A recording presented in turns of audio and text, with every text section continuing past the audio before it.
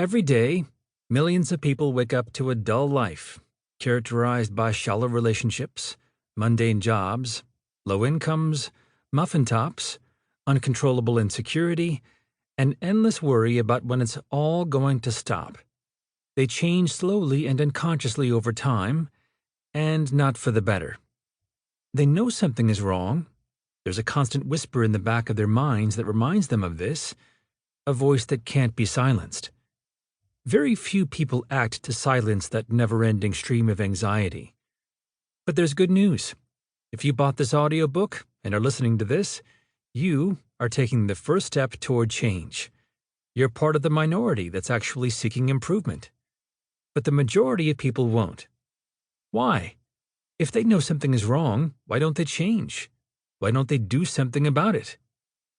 This happens for many reasons. Some people are just too scared. They don't want to rock the boat. Better the devil you know than the devil you don't, they sigh, as they tolerate another slap in the face from their mediocre, substandard environment. But this fear is powerful, and it can grow so powerful that it will dictate every decision you make. Robert Kiyosaki, best-selling author of Rich Dad, Poor Dad, once wrote, "For many people, the power of their excuse is more powerful than their dreams. The fear of pain, the fear of failure, even the fear of succeeding can all become strong enough to dominate you into submission, into living a life founded on avoiding pain rather than seeking growth. Your ability to tolerate pain directly determines how successful you'll be. If you let it, fear of pain will freeze you as the current mediocre version of yourself permanently. Thus, people remain in perpetual mediocrity. Others are too distracted. They're so caught up in the mundane, trivial rhythms of email, traffic, work, the news, grocery shopping, cleaning the house, TV, and whatever their smartphone is buzzing about that they can't even see their lives have become unfulfilling and profoundly empty. From the moment they wake up to the moment they fall asleep, their eyes are drawn to the short term. In short, they're busy.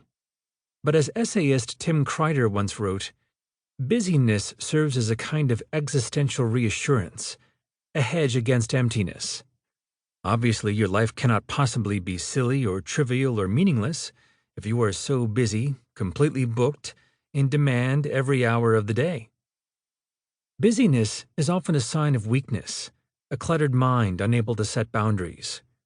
When you're too busy, it means you haven't set up boundaries to focus on the important things.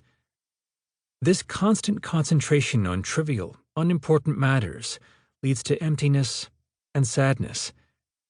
The ancient Stoic philosopher Seneca once warned, "Love of bustle is not industry.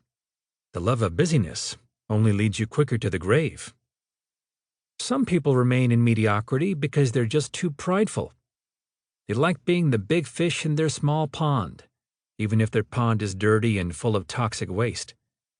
They know they need to change, but they don't want to start over and learn the new skills required to succeed on higher levels.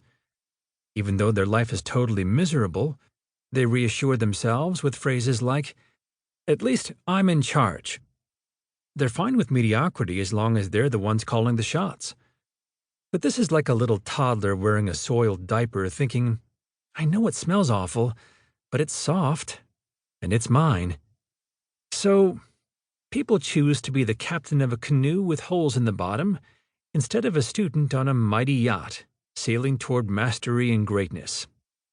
But by far, the most common reason most people never rearrange their cruddy life, they simply can't be bothered. Most people are just too lazy to live happier lives. Let that sink in for a second. The main reason most people end up unsuccessful is because they couldn't be bothered to do the work. They are unwilling to do the work. They know what they want. They might even know how to get there. They want to have 100% financial freedom, be their own boss, own a company, travel the world, lose weight, open a business, write a book, and 100 other dreams. But dreams take work over a long time, and the process can be tedious. So, most people remain in mediocrity because they are just too lazy.